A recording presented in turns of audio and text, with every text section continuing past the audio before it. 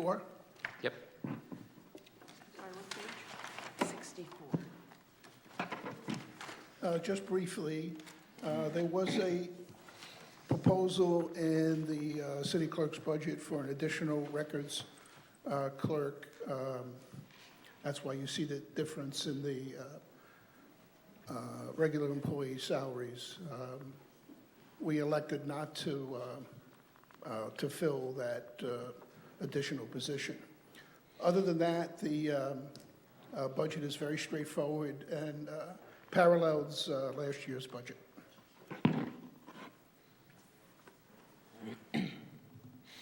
Thank you. Betsy?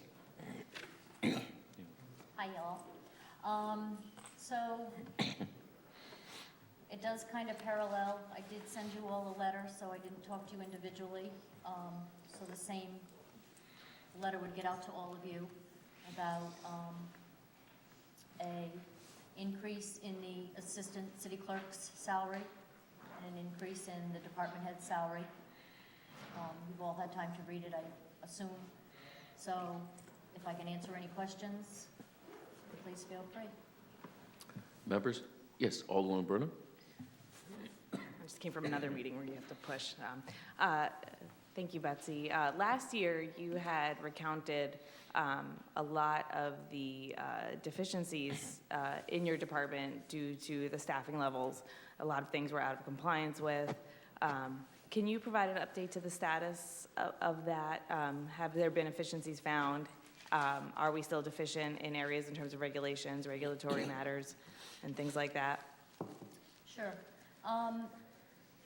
We do have a shared employee with the finance department, and when I have that employee, we are catching up on things we need to catch up on. We are trying to meet compliance. We're still not quite there. We're working on it. We share on and off monthly or every 2 months or however it works with the tax office.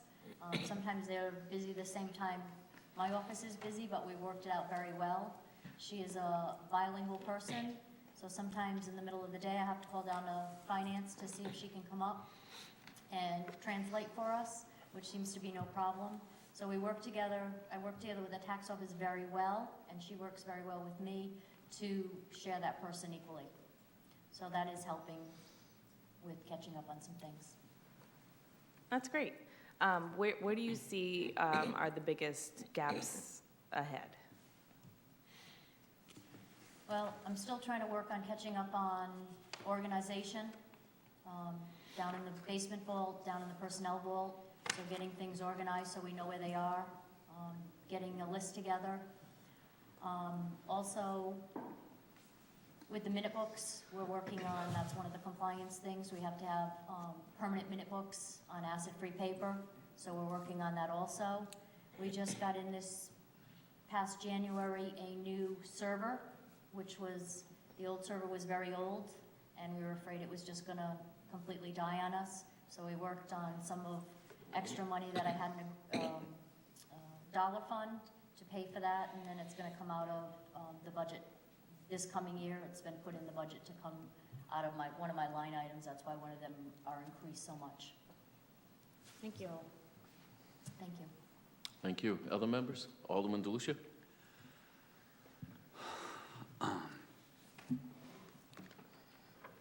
So just to piggyback a little bit on what Alderwoman Burnham asked, so you're making progress based from what you told us last year with the shared person, but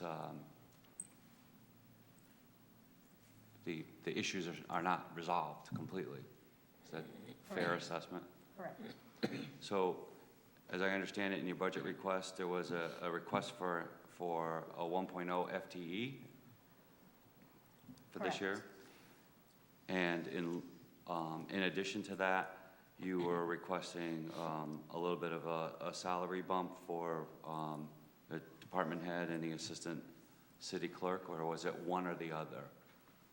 I was looking for both. The department head to keep up with other department heads. The salary does not reflect that.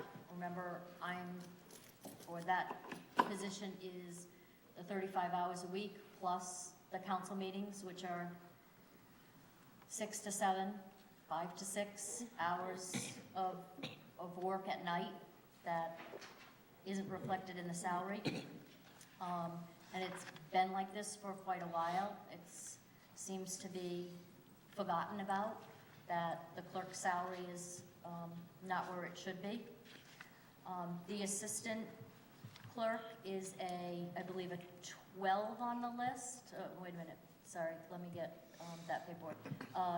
22 on the list. It's the lowest of assistants and other offices, like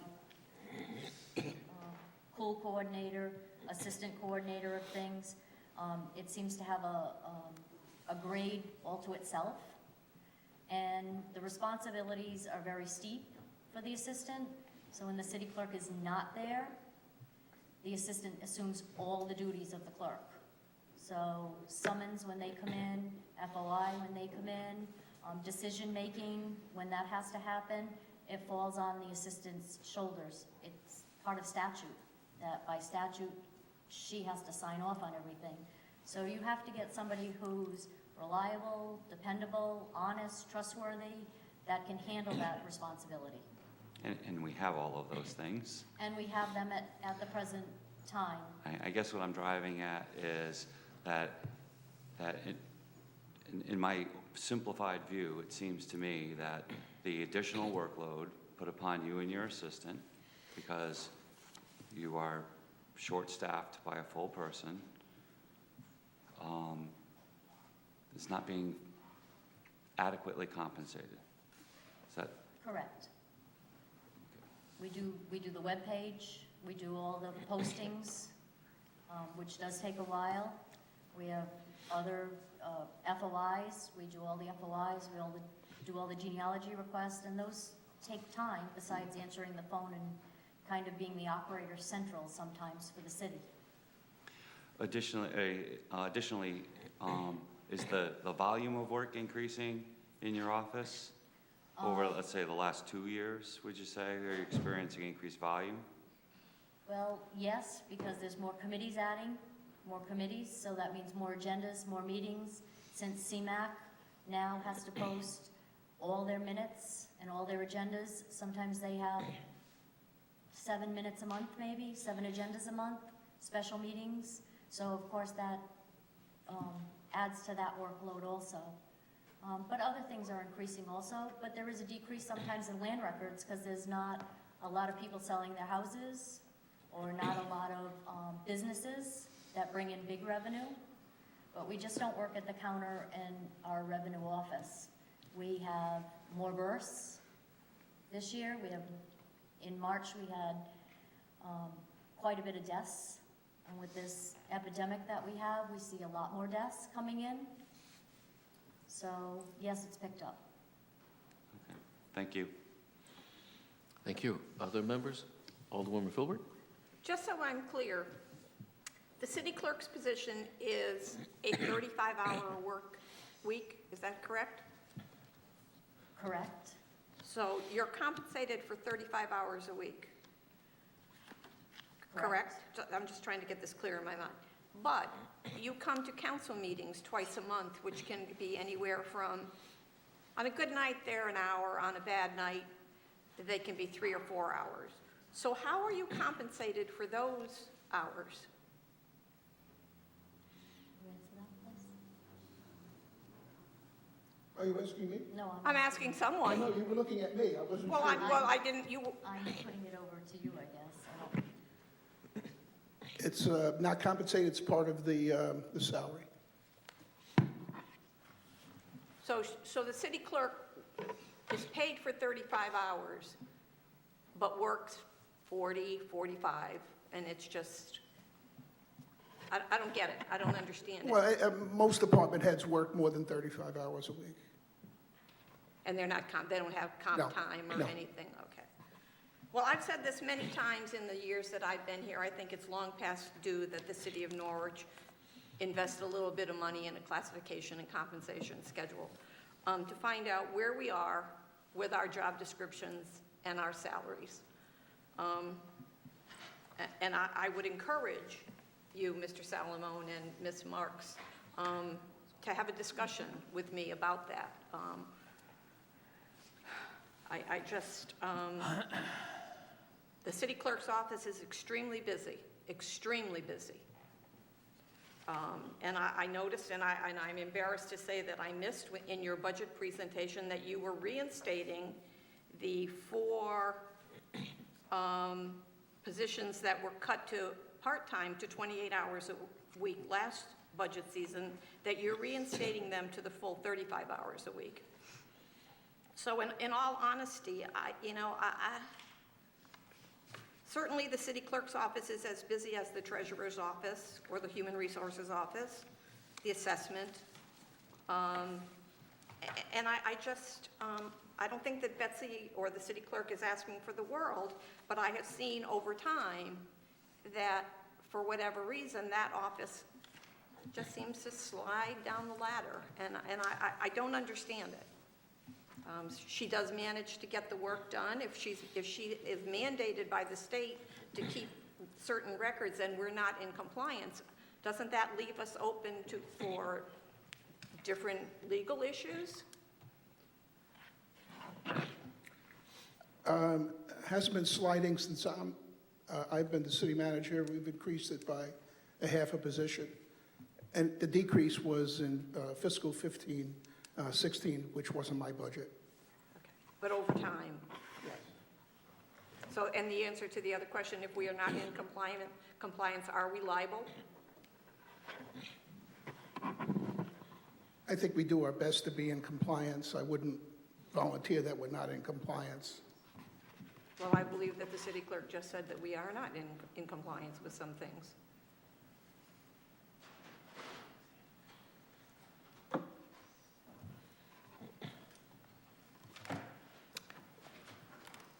Other members?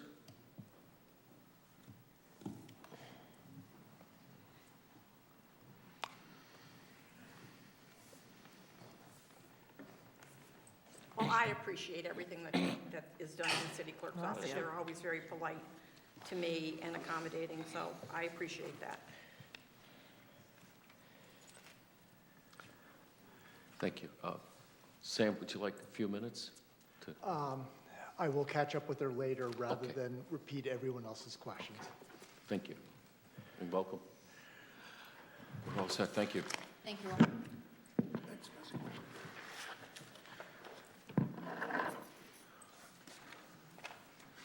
The next budget is the registrars, and that's on page 6-9.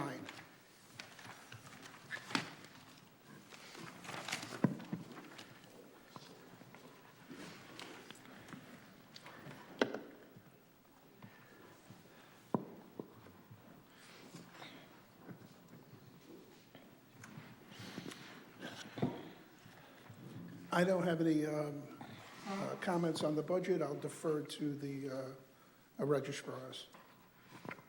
Thank you. Okay. We initially asked for, can you hear me? We initially asked for $162,913. The city manager has a proposed budget of $147,441. If we have only one primary, we should be okay with the budget that's proposed. We have the possibility of having primaries in the fall. I don't know about Diane, but for me, I always hope we don't have primaries on municipal elections just because it costs the city a lot of money. We will be having 2 primaries in April because of presidential primaries.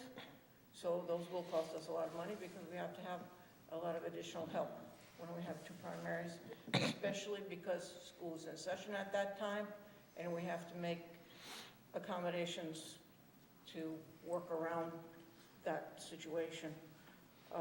We have extra money in our equipment and furniture maintenance budget from what we've had in previous years because we have to replace the backup battery units for our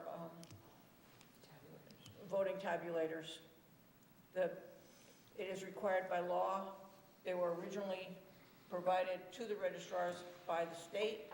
State's not paying for any of that stuff anymore, so now we're responsible. They pretty much all died. We need 7 of them, and they cost about $475 a piece. So we need 7, plus shipping. So that's an expensive piece of equipment that has to be replaced. But the old ones have lasted, I think, approximately 10 years, which is not too bad. We also have an appropriation in the capital budget for 2 customized filing cabinets for our office because we are running out of space. Yeah, we literally have to sit on the floor in order to do our filing, which is difficult for all of us. And the reason being is that we are still required by the state to keep paper records of everything, even though everything is already in a computer. Every time somebody changes their voter registration, if they change party affiliation, if they change where they live, some people who go to social services think they need to register every month. We have to keep every one of those. So our files are pretty full, even though we've been working tirelessly to make sure those files are up to date. We also have a lot more voter registrations because of the online DMV registrations. So we need those filing cabinets, and we have to have those backup batteries because of the state requirements. Other than that, everything's pretty much the same from what we do year to year. We try to stay within our budget, and we generally do. We usually come in under budget every year, a small amount. So I think we're all right where we are. Thank you. Members have questions?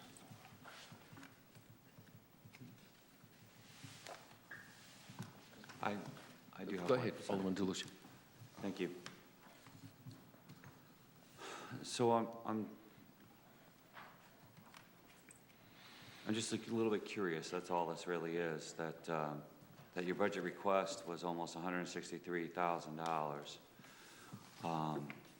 The proposed in front of us is $147,441, and that's about $1,000 less than last year, which I guess on one hand makes sense because this coming year will have a much shorter and smaller election cycle. Is that a fair assumption? Theoretically, we will have more elections in the coming year Than we did this, past year. even though that included all the state races? Yes, there was a primary in the fall, and there was an election Yeah. in November. This year, we have the possibility of a primary in the fall, November an election, and the April presidential primaries. So, thank you, because that was a little bit, part of that just didn't connect for me. So I guess my question then is, if that's the case, why is your proposed about $1,000 less than this year's projected? That's the city manager.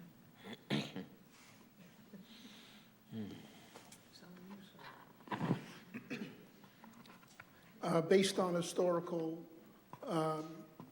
figures and assuming there's not 2 primaries, this would do it. Obviously, if there's 2 primaries, it could be short. But within this budget, there's should be enough to accomplish the year as I predicted.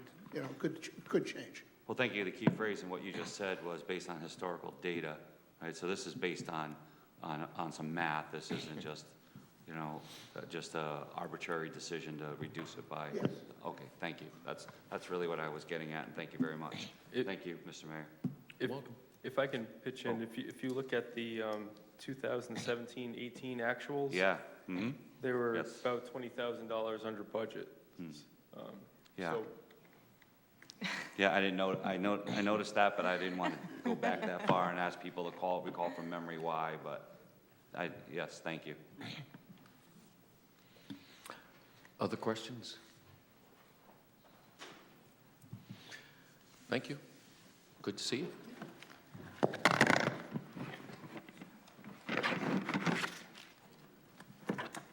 Next budget is city manager on page 52.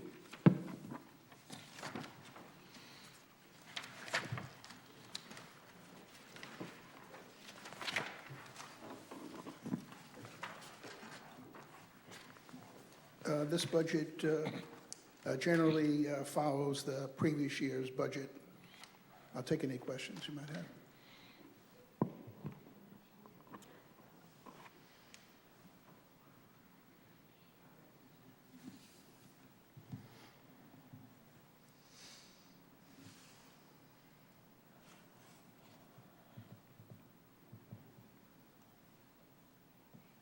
Yes, sir.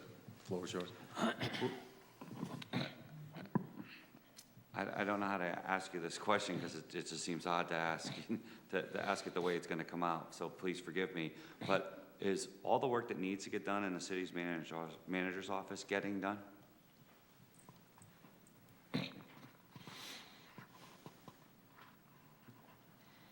I think we're meeting our needs. It's sometimes difficult with only two people, but it's a better question to ask you. If you think I'm getting it done, I think I am, but it ebbs and flows when there's contract negotiations. There's more time elements into it. When there's not, it gives me other time to administer things on a macro rather than micro, which I get involved a lot of micro stuff. That's time consuming. I guess, yeah, I'm really not talking about specifically the things that I ask from you because you've been very accommodating. And it's been quite a learning curve this last year and a half, so, and I appreciate that as well. I'm really thinking more administratively. Mrs. Barbarossa is very busy. She's constantly, doing work. Every time I talk to her, she's working on something. So I'm just wondering if there's not enough of her. Well, we get it done with the two. I mean, obviously there are times when it's difficult during lunch hours, things like that, vacations. But generally, the assistant is highly organized and carries through on a lot of the micro things that have to be done every day, citizen complaints, referrals, memorandums, things like that. Thank you. Thank you. Other questions? Yes, Alderman Burnham? Thank you. Can you enumerate the value of the dues to the Connecticut Conference of Municipalities?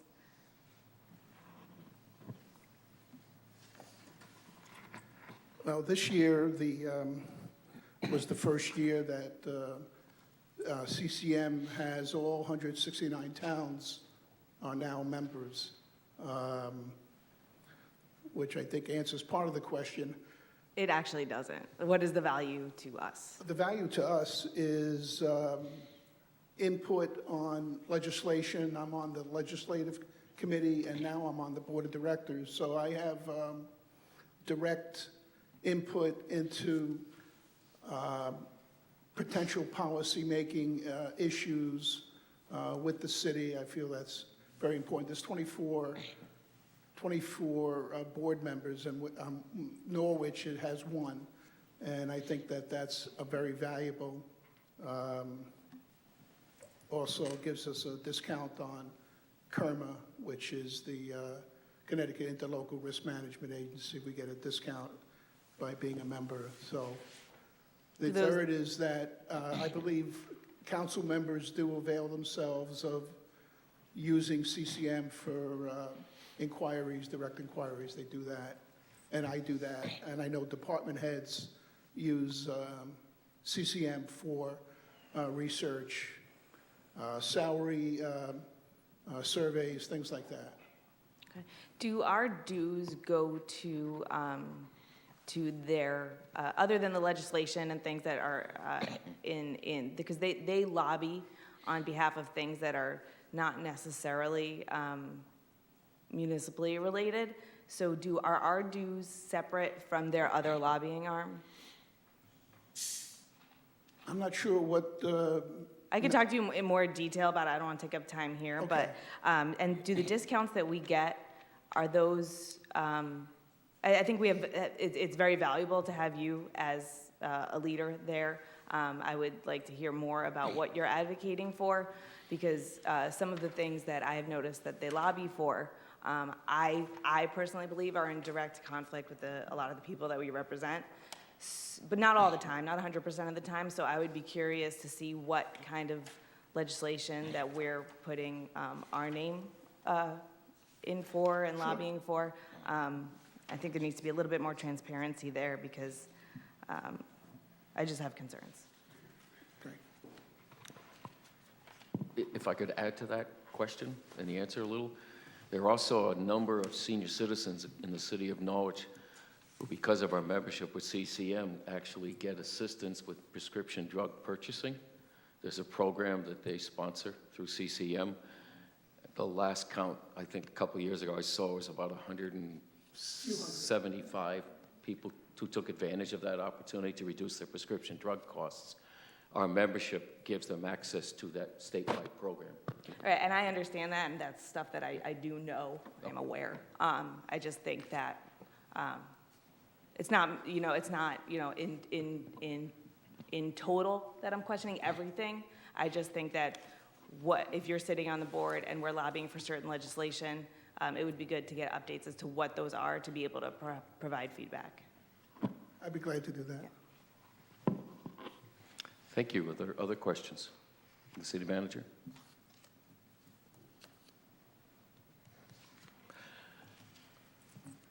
Okay. Okay, next budget is on page 50. It's city council/mayor.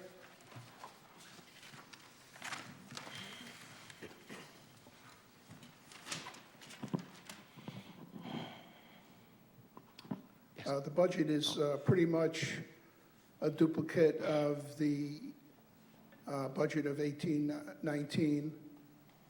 Some of the major initiatives are the Norwich Community Development contribution, some major initiatives in the marketing area that the mayor would like to continue with, and our match or our contribution towards the multicultural development. Those are the three items that stand out in the budget. I'll defer to the mayor for any other discussions on it. Thank you. Welcome questions. Yes, Alderman Berner? Yeah, is it standard operating, because last year was my first year, so now that I've got a little bit of less than just over a year of history under my feet, is it standard operating procedure to not ask council for input on the budget? Can you be specific? I mean, there are... Yeah, is it typical to form the budget without asking members of the council for feedback? Traditionally, that's how it has been done. But I certainly welcome your input. I asked for that during last year's budget formation when those two smaller line items were added in, the marketing and some marching funds towards the Chelsea Groton Bank's contribution towards those programs. That required all of your input and support at the time. But certainly, any question you want to ask, please feel free. So no, so those were added into the budget, and we gave feedback after the fact. So before the budget is formed, do you think that it would be good to get feedback? Because you're a department head of economic development. We are department heads of the entire Yes. city. I would welcome that, if you want to participate in that. Oh, we can't now. Yes, you can. This is We'll give only a feedback on recommended this, yeah. budget. We'll be going forward to renditions through June. If you have some input, I'm happy to hear it out. Great. So I don't know if, Bob, you want to come up and talk about your line item?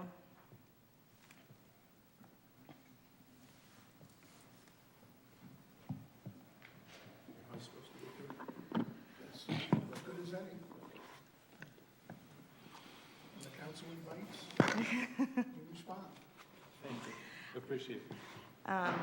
So the proposal is to fund you at the rate that you were funded last year. And I understand the value of Norwich Community Development Corporation. I just have concerns about how we're spending our money. So we learned that you get $150,000 from NPU and $150,000 from us. So that's ratepayer and taxpayer money, it's the same thing, so it's $300,000. Can you share, and you don't have to, but would you be willing to share what your total operating budget is? Absolutely. I share it with the board, of which the mayor and the council sit on, and I put it online. I've been better at putting it online with Betsy this year. So you can see it there, you can see the income and expense every month. What is it? I'm sorry. What is your annual operating budget? In total, we're at about 650,000. Okay, so we fund just under half of your budget. That's correct. Okay. And I'm not saying that we shouldn't or whatever, but I think there just needs to be a little bit more of transparency about what we're getting. You submitted your first quarterly report last quarter, and I saw it was a list. It was a list of things. There weren't any metrics, what we're getting for our money. Every other department has their metrics. I mean, some of them are qualitative, some of them are quantitative, and this speaks to a larger thing that we've been trying to address. You listed businesses that opened, you listed awards, what we're planning to do next year, but it was a list. So what I would like to see sooner rather than later, because we're going to be voting on giving you $300,000, almost half of your budget, plus benefits, which wasn't included in that $150,000. If you could provide some metrics as the leader of economic development with the mayor, what are we seeing for that return, monetarily, metrics-wise, not just a list, because that line item of almost $300,000 or $300,000 plus is more than some of our other departments. So I think I think we really need to see a bit more. I'm happy to do so, and I would love to have you sit down with me and let's go through what it is that you think you would like to see, and I will work on pulling it together. We have a great deal of metrics. We've been, this last week, we've been going through the jobs in the buildings downtown, the jobs in the business park, the square feet of business park space that's taken, the prices. We have all of that kind of data. In fact, we have a lot of data that we can create the metrics. You can't overwhelm me with data. Okay. You can't. So I totally welcome the opportunity to work with you. That would be great, but I think as the person who is being invested in, it's incumbent upon you to provide that, and I can provide feedback. I am not the leader of economic development. I'm happy to provide feedback and lessons learned and other things that I've observed, but I think it would be great if you could provide that, especially in your quarterly reports, and even if you could update your quarterly report prior to when we vote on the budget. Well, I just sent a quarterly report Oh, okay. out Well, this week. does it look like the last quarters? I hope it's a little bit better. Okay. So, part of my conundrum is having come from the real estate side of things, you get pretty nervous about sharing information about deals and, private entities, investments and stuff. So I do try to help bring that forward. Once a deal is done, I try to promote it I try to promote the positivity of Norwich and make sure that people see the value of being here. So we have a lot of those kinds of numbers, so I'd be happy to. Yeah, and there's work ways on to that. blind things, there's ways to mask things, and, you know, there's things to provide in executive session. There's ways to provide the things that are going on. Good. Yes, Alderman Browning?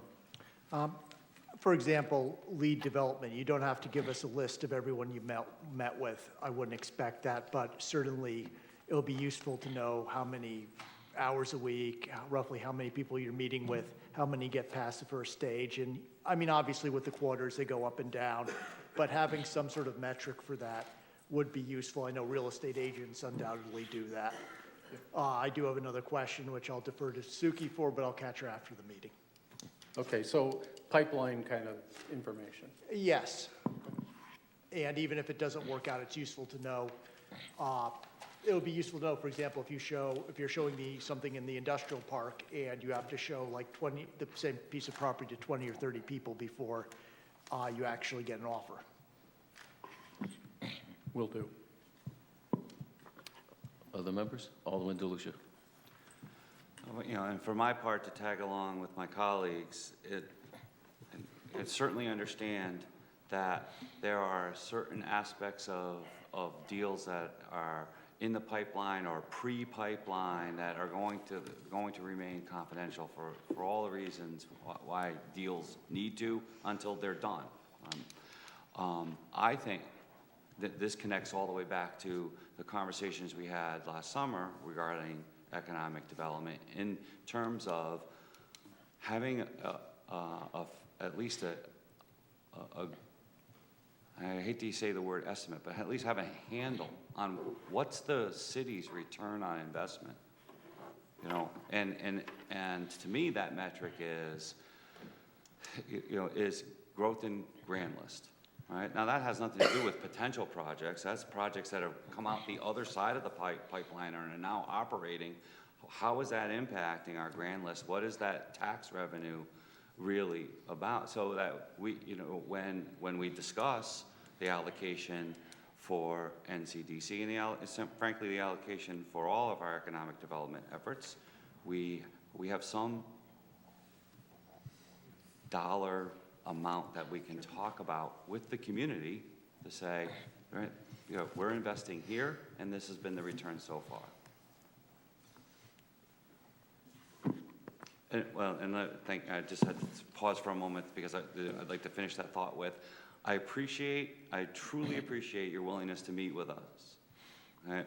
However, those individual meetings are great for the individual. I think that, and we've said it a number of times, a number of us up here have said it, that we need more regular reports. And I have no intention of trying to micromanage NCDC. You have a board, that's their job. I'm saying that it would be nice to get some sort of report official to the council on what we need to know about what's going on.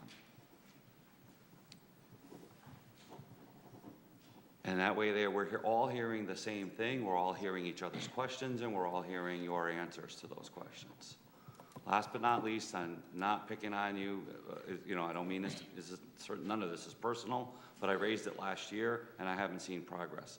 The signs in the business park. I mean, they're my whiteboard is not as clean as those signs in the business park. Yeah, and I'll just put it plainly. Last year when I mentioned it, the reply seemed to me to be, well, if you give me some more money, I'll go do the signs. And I'm saying, why isn't that coming out of the $150,000 we're already giving you? Because part of that money funds your oversight of the business park on our behalf. Let me address that real quick. And I totally agree with you with the condition of the signs.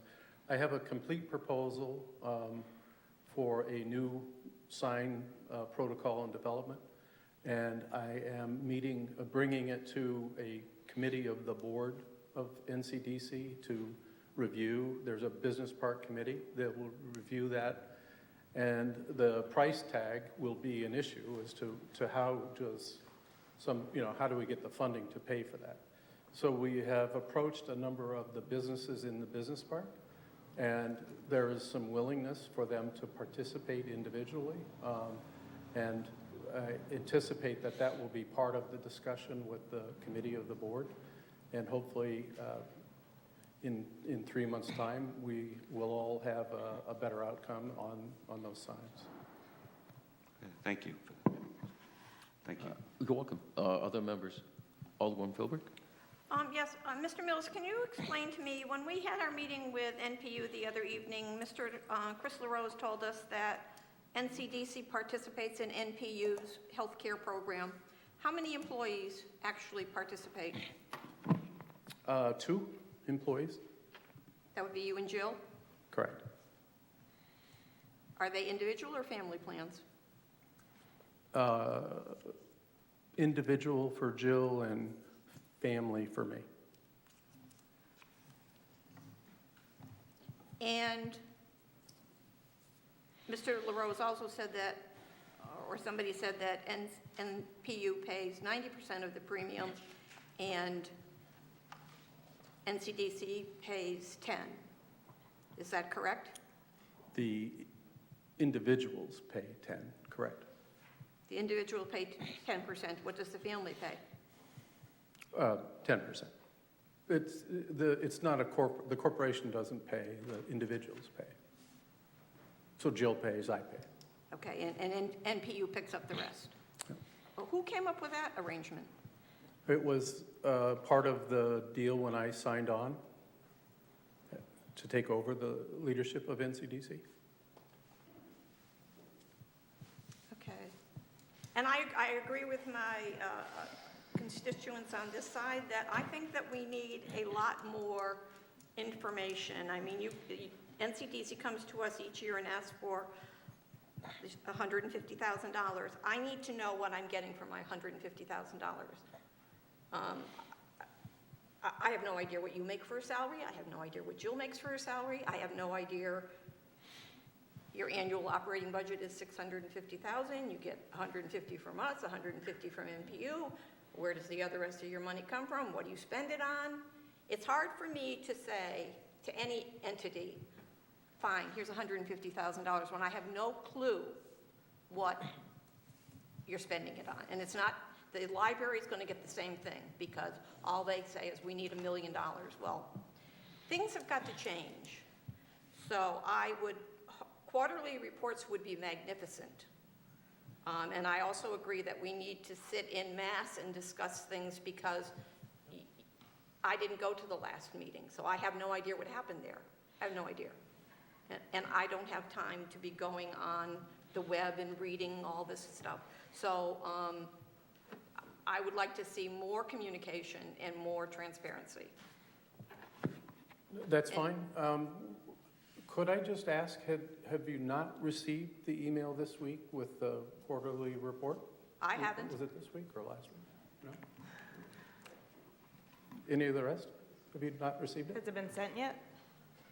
Yeah. It's, City manager, is it with the city manager's quarterly report? Where's it coming from? I'll retract the question. I believe I sent it to you all, to NPU, to No. the city manager. So let me go check. Okay. If you could please resend it to me. I'm not saying you didn't already send it. It's just that I get a tidal wave of emails. So it's possible that I erased it. Okay, and then Go I ahead. have no more questions Oh. for Mr. Mills, but I have other questions about the city council budget. So Sure. I don't know if you want me to wait till other people, Go ahead. they have NCDC. Sit. I feel the same as Councilwoman Burnham, Peter, that in all the years that I have been here, I have never understood why this is the city council budget that we are voting on, but we have no clue where these figures came from. If it is indeed the city council, maybe we should change the name of it to the mayor's budget as opposed to the city council's budget. I have issues with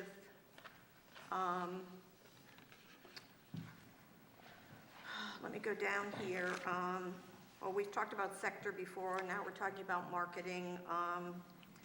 the multicultural development, the Veterans Organization, and I'm certainly a proponent of that. That's gone up. But I don't understand why the Harbor Commission, the Ethics Commission, and the Disabilities Committee need funds. Is this for their secretarial support? Mostly, yes. That is Well, correct. What's the rest of it for? Well, I can't speak for the Harbor Commission, but But they have a consultant that does some, yeah, Mr. work for Stedman, them. who often comes here to help them put proposals together for like the harbor management plan, even signage down in the harbor and stuff like that. I guess he's paid a stipend, something out of that for his time. I believe so. I would defer to John. Yeah, he's, paid for the hours that he works. The harbor management budget has been, I think, at $7,000 since I got here in 2003. They do I think it was keyed off of an old grant from the OPM, the boat grant, which was supposed to remunerate us for property taxes lost when those became no longer taxable in the 80s or something like that. So it's been held at $7,000 for a long time. I guess it concerns me because when I was on the Harbor Commission, I was instrumental in asking for a line item for $4,000 for harbor management for Mr. Stedman. What concerns me is the fact that we have all these commissions, and it seems to be that we're segueing into, they're starting to cost us money. I'm from the old school. If you had a committee, you had a secretary. Somebody on the committee could take the minutes and transcribe the minutes. And because we're not consistent across the board, I have a problem with this. Some committees have a paid secretary, some people don't have a paid secretary. We need to start finding ways to save money. So, and there doesn't seem to be any, the Ethics Commission is asking for $7,000, and the disabilities is at, isn't it? 1,500. Ethics, oh, okay, 1,500. Harbor disabilities, 18. Why isn't it uniform across the board? I don't understand. These line items are established to meet the needs of these committees, that when they meet, they must provide a transcript, and it must become part of public records. The Harbor Commission, for example, when we hosted the Connecticut Port Authority last week, we learned that any grant application that we might ask for them going forward must actually go through the Harbor Commission first and get their blessing, their support. And they are, in fact, working on a grant request to help with the docks at Brown Park. They serve more than an advisory function when they take on that responsibility. They actually provide access for us for some state funding, or maybe even federal funding at some point, if the project is large enough and warrants that. The veterans account, you'll notice a request for an increase, but that actually came about by decreasing the contingency line item. That wasn't just adding numbers on, it was shifting focus and shifting funds, because it's clear that the prior budgets of the veterans account, which is here, and most of that covers the movement of the stage for Veterans Affairs on Chelsea Parade and stuff. There's an actual cost to us. We have to pay our Public Works employees who are doing that work. In fact, sometimes that's on a weekend as well. We try to avoid that and have it set up prior to that, but that's what those funds are primarily for, to support those veterans events and to cover it, because I don't think it's correct to ask the Public Works Department to absorb those costs. If the city's going to sponsor these events and be part of it, then we're putting it up front. It happens to be located here. You could shift that amount over to Public Works, but I'm afraid it would get lost in that much larger budget. And I'd hate to see that happen. Okay, as I said, I'm just looking for transparency and communication so that I understand why these things are appearing and how they're being used. So you've answered my questions. Thank you. Thank you. Other members? Yes, Alderman DeLucia. Thank you. Just two quick things. To Alderwoman Philbrick's question about the cost shares, Go ahead. As I understand it, I know that you negotiated so that yes, with regard to the health insurance cost shares, right, that you negotiated to be part of that plan, but the 90-10 split, or whatever the cost share split is negotiated at the utility. That's, right, so that's not something NCDC That's correct. negotiated for. That's the cost share that the entire utility gets. It's The just bottom way- line is that the ratepayers are paying for their health insurance. Well, yes, that's true. That's the short answer. Right, but I just wanted to be clear, in all fairness, Yeah. the 90-10 has nothing to do with NCDC. Right? The second thing, I wasn't being rude and answering text messages or Snapchat. I was actually looking through my emails, even my deleted, and I don't see the Yeah, email. I didn't, Yeah. I didn't get Okay. mine either, yeah. Okay, all right, thank you. Thank you. Alderman Browning. I'm just changing the subject to the city historian. Is that a stipend or is that for expenses, his budget? It's expenses, Okay. yeah. Interestingly enough, I know that the Ethics Commission told him that he couldn't receive money for various historical services, and they apparently have not put their ruling up on the website, or I have not been able to locate it, which I find to be kind of like a catch-22. It certainly, it kind of eliminates the ability to have a discussion with the Ethics Commission over it. And at some point, I think we're going to, this is just a comment, not a question. At some point, we're going to have to decide whether or not we really want to pay for historical services if the Ethics Commission has decided that, you know, that he cannot receive any compensation from anyone other than ourselves. And I know Dale's putting in a great deal of time. I think that, once again, this is a situation where in Norwich, we definitely like everything on the cheap, and it may, if we value the service, it may end up costing us. It's a valid point. Thank you. Other questions?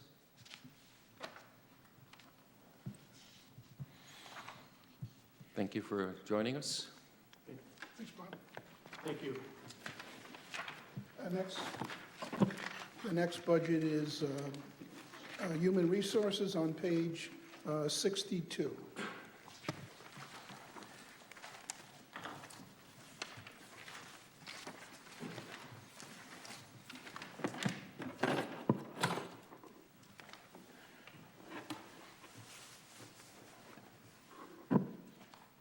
The only change in this budget is, as Alderman Philbrick pointed out, restoring the 2.8 positions, to 100% funded. I do want to point out that I think there was a question of NPU on this last week. I recall that NPU does pay 20% of the human resources budget for 3 out of the 4 employees. The employee that functions as the pension person is not, but the other 3 positions are. And I think that question was asked last week, and I wanted to add that to the knowledge of you. Other than that, I'll defer to the Human Resource Director. Thank you. Just a little bit of history. We have consistently, in our department, been reduced. We went from 5 employees down to 4.5 employees, down to 4 employees, and now we're below 4 employees.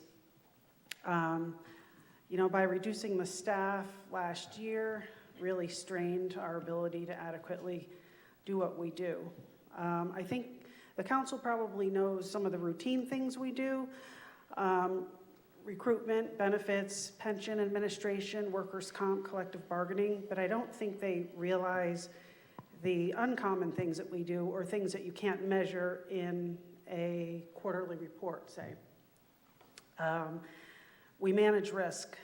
We manage the investigations, the complaints of wrongdoing, the harassment, discrimination, or the liaison between the city and litigation. We manage performance.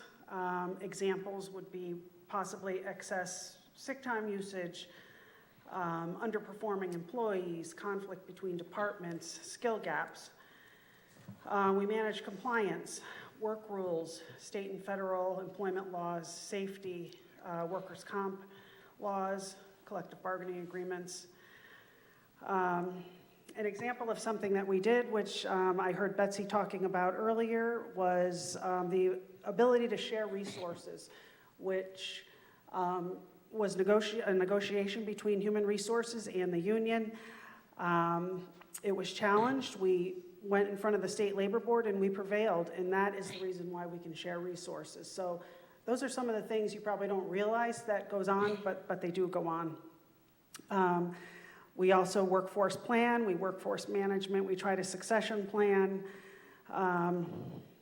risk management, safety compliance, performance management, process improvement. Those are all things that we do. And the other thing is we do support every city department, division, and employee in the city, and we support some non-employee groups as well, including the volunteer fire departments, Otis Library, the Housing Authority, and the golf course employees. So I just wanted to make you aware, if you weren't already aware, of some of the things that you might not know that we do. Thank you. We do the Board of Ed pensions, except for teachers, so we also support the Board of Ed.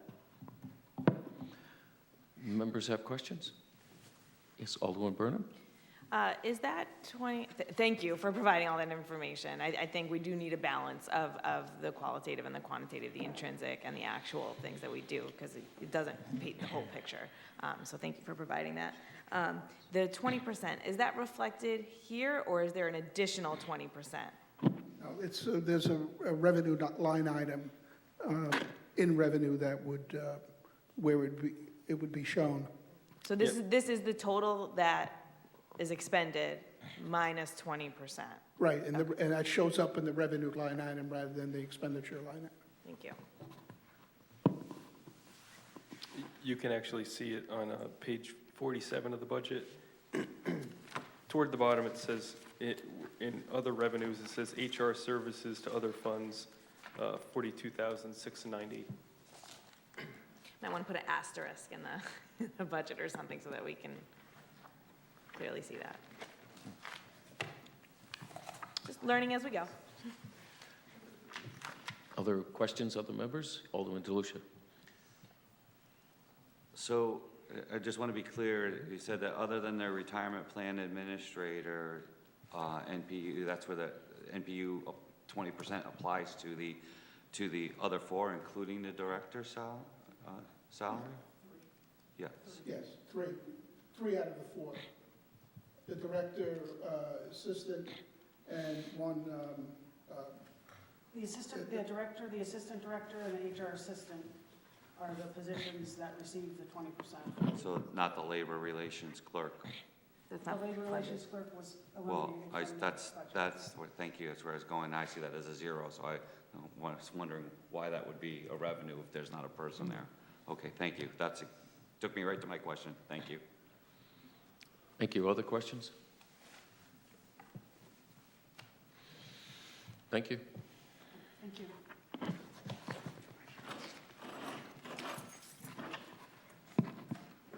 the next budget is finance on page 54.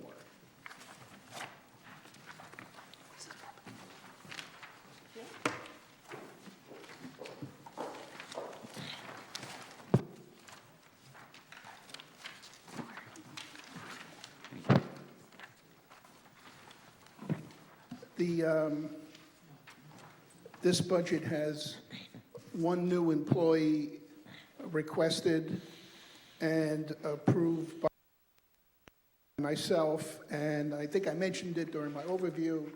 That is a LAN technician, that's the IT position. So that's why you see the increase. we go from 11.5 employees to 12.5. So the one position, IT is contained in the finance budget, all the IT staff, because they're supervised by Josh. Other than that, the budget is pretty status quo. I'll defer to Josh for any other statements. Just a couple of quick comments before you guys can ask some questions. We are on track, the tax office is on track to have the highest general fund collection rate in the city of Norwich since 1961. And we've done that, with sharing of an employee with city clerk's office. So just quickly, breaking up the history of finance in 1990, finance and tax had 14 staff. None of them were IT because we didn't have much for computers then. 2000, finance, tax, MIS had 15 and a half staff, which included 2 IT staff. 2010, 12 staff, including 2 IT staff. And in this proposed budget, it's 12 and a half staff, with 3 of whom are IT staff.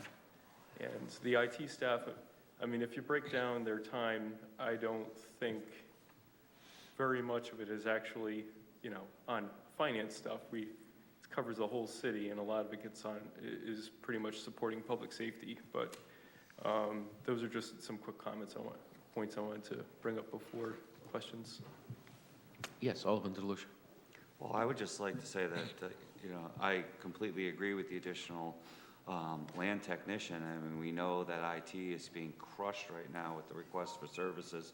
And, on public safety, this has been a huge issue for us. So, so that was clearly filling more than what could be classified as a need. I'm also wondering, and this is just based on experience through the fire truck bond, if we're adequately staffing the purchasing side of the operations. I know that the buying 5 fire trucks all at the same time was an anomaly, but overall, how well are we getting our purchasing out the door? Yeah, we have periods where it's really tight, but I don't think, you probably don't want to add staff simply for the one peak here and there. It wouldn't be cost effective. Whenever I see Bill buried, Bill Hathaway, that is, I'll say, is there anything that anyone else in this office can do to help you? And we try to spread the load. Whenever anyone else in our office is buried, we all try to pitch in and bail them out. So I think we're, given that the purchasing agent is also the risk manager for property and casualty insurance, he keeps pretty busy.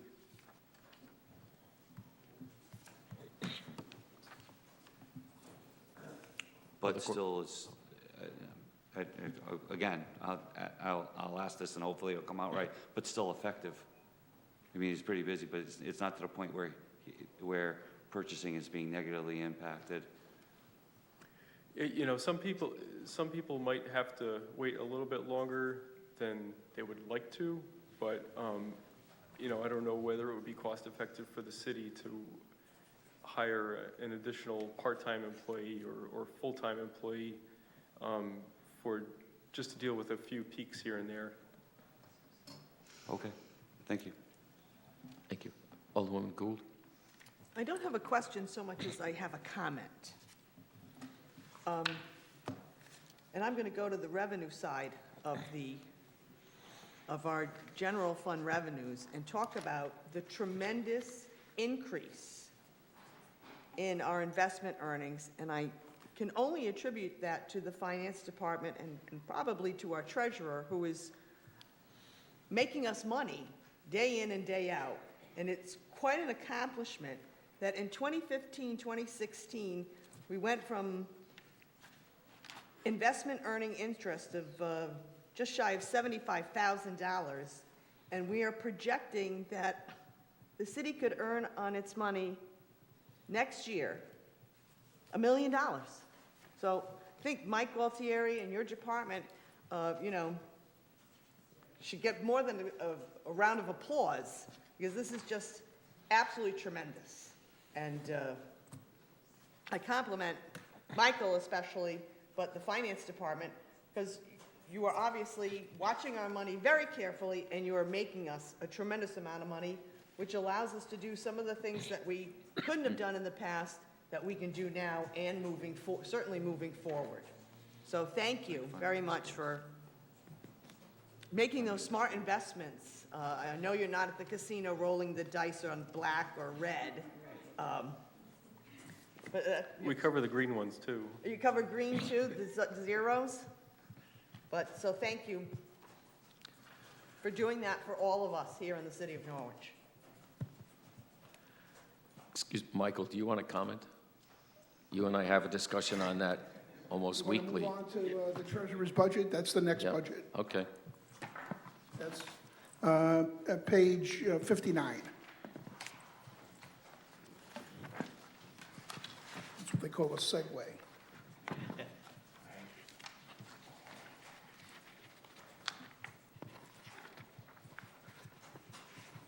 I have no remarks on this budget. I'll defer to Mike. The only change that we would have is currently we have one employee that's at .8 of a full, and we're requesting that she be taken back to full. We're currently, we're doing okay, but things are getting put to the side, and we could be doing better, and that is it. It's the only change. Questions of the treasurer?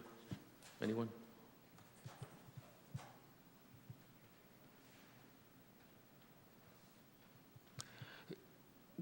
Just dive in a little bit into the increase in earned income.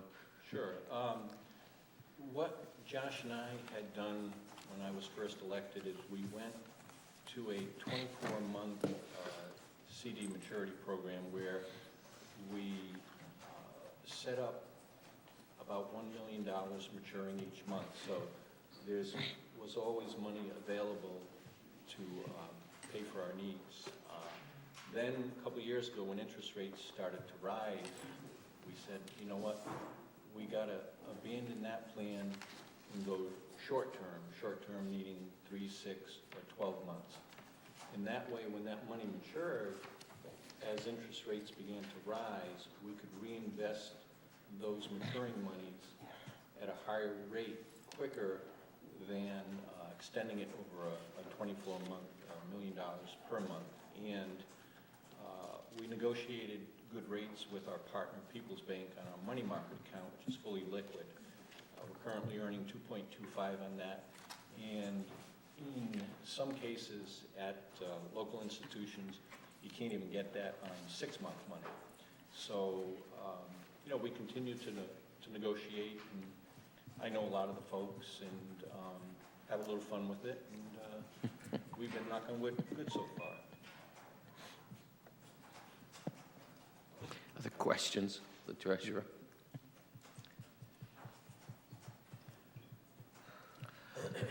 Thank you. Keep it rolling. Our next budget is page 57, assessment.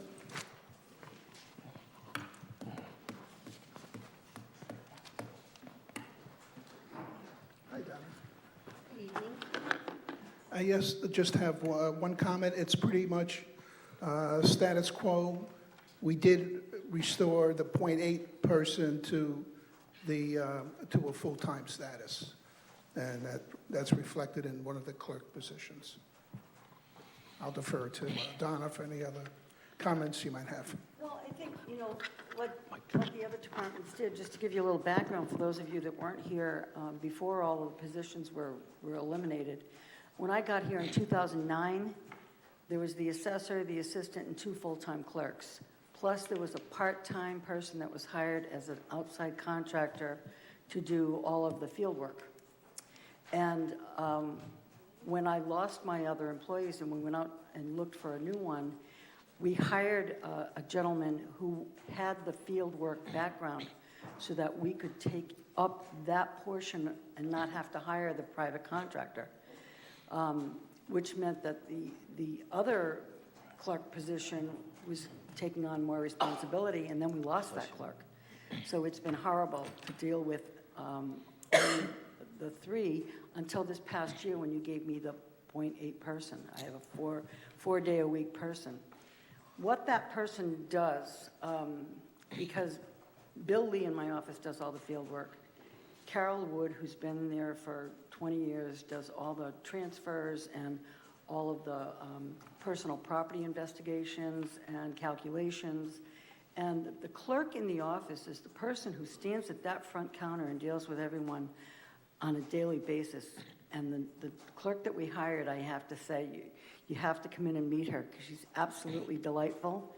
There isn't a person that walks in that office that doesn't walk out more than likely with a smile on their face. She's extraordinarily pleasant, which is what we need in that office. And she only works the 4 days, so that 5th day, she's not there. And it's hard because we have a lot of field work now to catch up on now that we've finished with the revaluation. All the permits that have been issued since October now have to be visited and calculated and prorated, and we have lots and lots of things going on. So I really would appreciate the fact if you could add that 0.2 back into my budget. It's needed, definitely. Yeah, anybody have any questions for me? Members?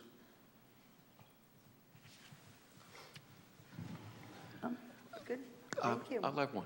Okay. Years ago, because this will be coming up in later meetings with the council and individual applications. Years ago, the city adopted an ordinance designating the entire city as an area for investment. Could you go over that a little bit and how that works? For example, we have an application on the west side of town pending. Right. Well, there are several programs. One is the enterprise zone, which is an automatic. If your property is located within the enterprise zone, which is mostly the enterprise zone goes all along the river, starting in Taffville, coming all the way down through Greenville, down through the city, up part of Laurel Hill, over West Thames Street, and any of those properties within that enterprise zone can do some renovations and get the assessment deferred for 7 years. And it's been amazing because it has, well, in some cases it's worked. We've got one project that's just sitting there doing nothing because the economy kind of tanked on the kind of condos that they were building. But the rest of the city is eligible for what's called the Assessment Deferral Program. And it's basically the same thing. They can invest money into renovating or building new construction, and upon your approval, they will get their assessment increase deferred over a 7-year period. 100% for the first 2 years, and then 50, 40, 30, 20, and so on. And it's a real good economic development tool because some of these companies would never do the renovations without that help. A lot of them need the help, especially the first 2 years. And so we've got the applications out. We're working with the building department so that people who are getting building permits know about the program. So we've got a few more applications coming in, and I believe that one of them will probably be on your council agenda on Monday. It's good. And we can quantify that. Thank you for the background. You're welcome. We're all set. Thank you. Thank you.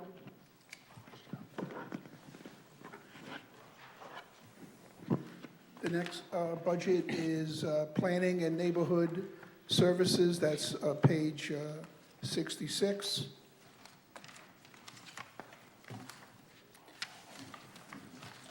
I can hear Deanna behind me coming up with her, that certain kind of gait that she has right now.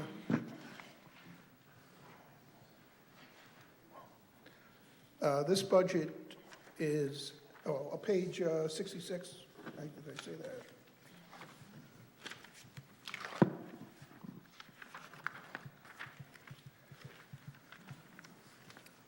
This is a busy budget, as you can see. It contains all our planning services, plus all of our building inspection services. There was a request for additional positions. A position of a half-time position was approved, but the other position was not, I think. No, there was not, I'm sorry, it was not approved. I'm reading the wrong column. I need to get more, stronger glasses, I think. So with that, I'll defer to Deanna for any opening statement she'd like to make. Good evening, and thanks for having me tonight.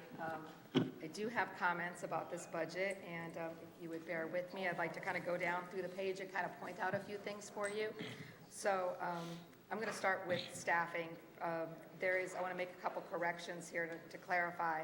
So under blight officer, I did ask for a blight officer, but it was going to be a blight code enforcement officer, and it's somehow coded under a half-time under here as a code secretary. I did not ask for a code secretary, so I just want to clarify that with you. It was reported in the newspaper because it was discussions that we were going to be able to apply to CDBG to get a blight officer funded through them for the department. However, it was clarification made through the federal government that the CDBG funds could not be used for a blight enforcement officer. They could be used more for like a community policing person to go out and talk to neighborhood groups, which is not what we really need. As you know, that the economic development forums, the public coming forward, as well as the council members themselves, have made and stated that blight is a priority. So I just want you to remember that.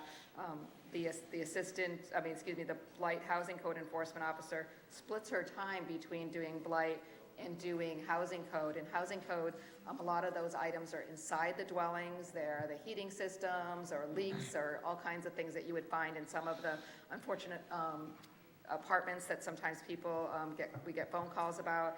So Brittany spends time on those properties which need a lot of attention. So the exterior blight items are only half of her position. So I want you to kind of keep that in mind when you're thinking about your goals for the city and if blight is that priority. One of the critical things that I see happening in the department is with building permits. And I'd like to just quickly jump over to page 67. So, Josh and I talked this evening because at the top of that page for inputs for building and housing divisions, full-time employees, there's 4 people that work under, so it's Jim Troger, our building official, then we have Greg Arpin, Dan, which is a building official and who does housing code, and Brittany, who does blight and housing code. But the blight and housing code enforcement officer is not permitted to do building permits or issue permits or do that kind of building inspection. So if you go down to efficiency measures and you look at the number of permits that says 325 per full-time employee, the assumption was that was times 4, but it's really times 3 people doing that. But I wanted to report to you right now, just based on the last 3 quarters of this year, the 3 building officials have issued 1,131 permits so far between the 3 of them. That's an average for the next, if I average those out for the next quarter, that ends up being, the quarter we're in now is 377 permits for this one, which is an expected of 1,508 permits between 3 building officials. Those officials also have to do the inspections. They also have to sit down and take the time to do plan review of large projects as well. So I just want you to understand that our office is heavy customer service and heavy involvement with other departments, and we do an excellent job. However, with the number of staff that we have and the construction that we're seeing going on in the future, as well as what's happening now, that I just want you to be aware that I cannot see that customer service is not going to be impacted by the staffing that we have. So I'd like you to seriously consider some positions in the department, I think, that are critical to fill. We don't need to necessarily fill at the level of a building official. I did speak with the building officials, and there are 2 lower level positions allowed by the state building code. There are also licensed positions that are like a plan review position, so that would be a person that could get everything done but issue the permit and do that in-house review. And then there's the building inspector that does not issue permits, that just goes out and does inspections. Either of those positions would also be helpful as well. I just want you to know that this is important. Let me see what else I have here for you. I'm going to give you an opportunity to ask me questions too, but I just wanted to tell you a few other things. The line for overtime, as you see, the projected for this year is $5,500.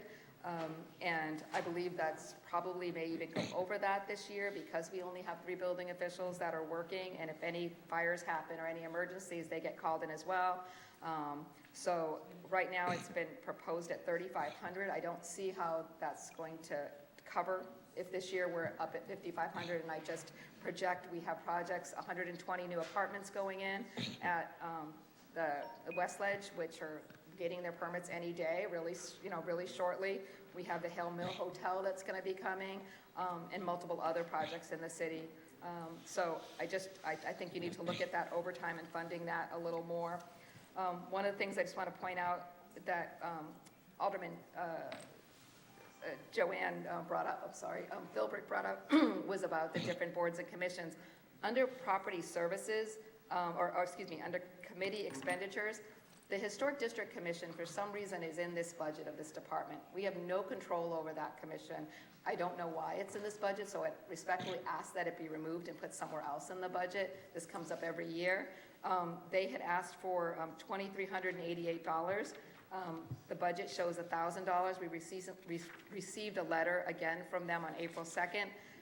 They reviewed their cost expenditures, and they're asking for $1,788, which will cover the cost of having the required legal notices they have to do for their decisions that they make, as well as having a clerk for them.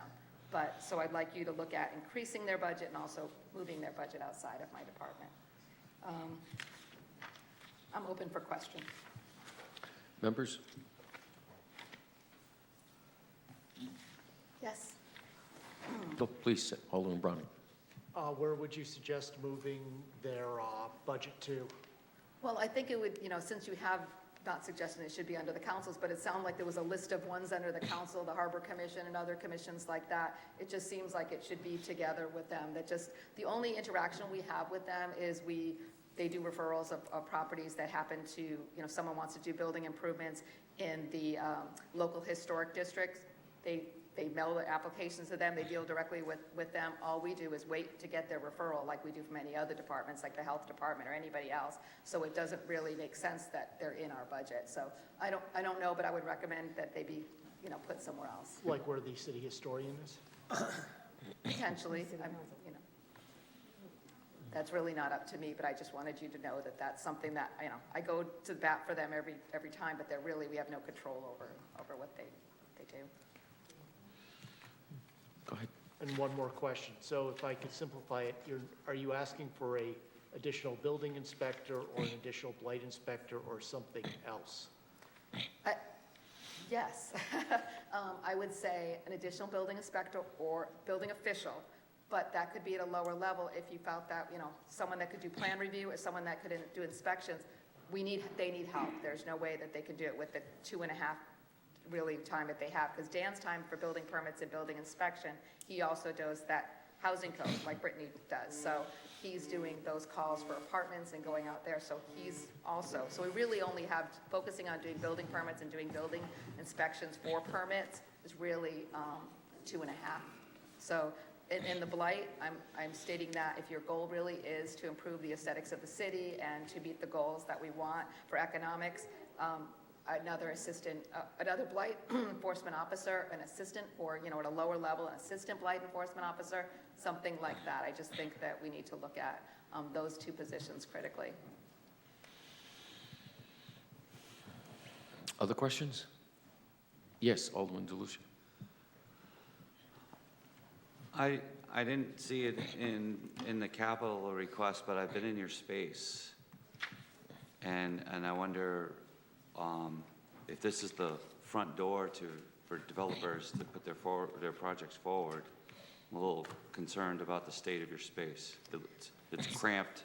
Cramped would be a generous word to describe it. Absolutely. So in the capital budget, there is $50,000 in there to look at the structural integrity of the building and to potentially do some realignment of how we set up in there. The floor is kind of bent in certain areas, so the filing cabinets have to go on the exterior walls that we have in our on our second floor. So what happens is that loses office space for people, so we kind of hodgepodge, have the building officials kind of on top of each other. It's just in the same thing, filing cabinets in the front when you come in, the same thing have to go on the outside the walls because we're not sure of the structural integrity of the floor because it does have this dip in it. Up on the third floor, you know that it's not handicap accessible. So that's an issue. We really can't have meetings in our offices upstairs unless, plan ahead for that. The basement space, we have office spaces down there that are used for storage, and that's really what, that we need the storage space. We need to put filing cabinets somewhere. So we have a lot of filing cabinets in our basement. It's also because we know the floor can hold that. But we do have one meeting space it's not the most attractive down there, and it's not. So I've moved the Commission on the City Plan here to the City Hall for presentations because I think it's better for, the presentation of the city to developers that are coming in. The Wetlands Commission still meets there and the ZBA still meets in the basement. But yes, it has not been remodeled in a long time. The office desks are from the 50s, 60s. I can tell you, honestly, the windows haven't been cleaned in the building for 13 years. And that was because, Kathy has been there and they have not been cleaned since then. So you can't really look out some of the windows because they're really hazy. But I'm not here to complain about that, but you asked a question about the condition of the building. It's not really suitable, and when you're asking for additional staff like I am for this department, which is a department that makes money for the city.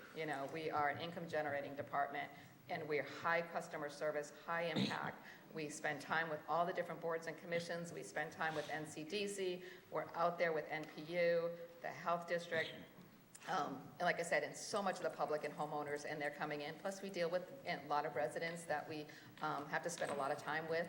Again, heavy customer service because of language barriers and other things too. But getting back to the building, I don't know where I could fit 2 more employees, to be honest with you, but we would make room if we were to, maintain that space.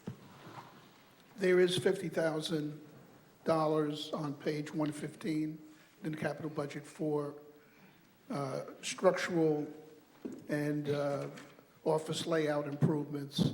So I think we're making a good start in rearranging the building as best we can. It is a building that's I've never been really comfortable with as a suitable office structure because it's access and there's only a limited amount of things you can do to the building, but we'll make some additions with the 50,000. I think it'll improve it aesthetically and structurally. And thank you for that. And I did see that, but my understanding was that was to, again, to shore up and deal with some things that are very problematic.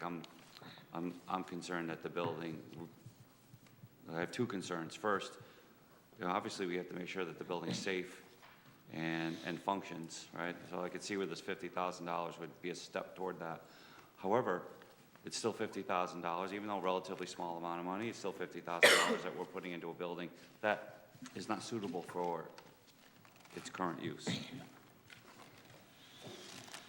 So that's why it popped up on my radar, and I'm not trying to grill you over it, but We are going to have some handicap improvements done. So what we're doing is, excuse me, where the zoning enforcement officer has an office when you come in, That's going to be eliminated, so we're actually going to be eliminating an office to have a side door put in with a handicap ramp and kind of realign it to have, so that people can't come behind the counter for security reasons and things like that. But again, now we're losing an office space to move another person in the back or to find, find more space. It is not the perfect building for the type of use we have. And as being a supervisor for the department, I'm not on the same floor with my staff. So I only have the assistant planners up on the floor with me, so that's problematic. And again, there's no elevator, and so, and at this point, it's difficult because I, have a broken ankle, but it is problematic for meetings as well. Thank you. Thank you. Other questions? Thank you much. Thank you.